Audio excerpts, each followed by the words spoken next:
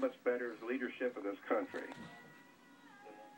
Let's stay in Illinois and go to Chicago next. Julio is on our Independence line. Julio, hi. Hi, good morning. I think it's quite, as a journalist, I think it's very upsetting to see all these major networks jump the gun and call this terrorism, or even ask if it's domestic terror, if it's right-wing extremist.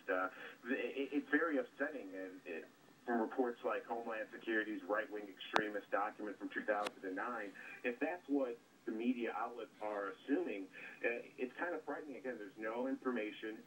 The perpetrators haven't been caught, and yet for media outlets to create the narrative and say it was either domestic groups or Al-Qaeda is kind of silly. And it's so unfortunate to see what happened in Boston and to see corporate media outlets just playing a certain angle.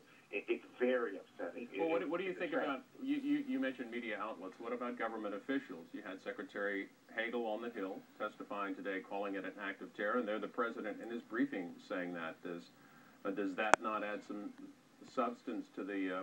Well, to me, no, because I'm very skeptical of government. And let's look at last week, for example. They talked, North Korea's going to bomb us on Wednesday, and then the leak came out from the CIA when in reality they really weren't going to nuke us. So how can we be trustworthy as government when they have lied so many times?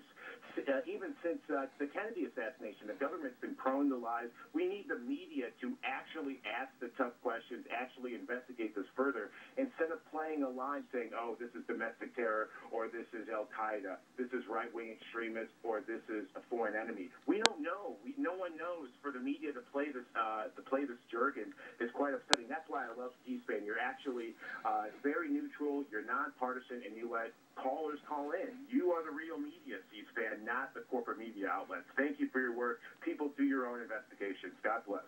President Obama's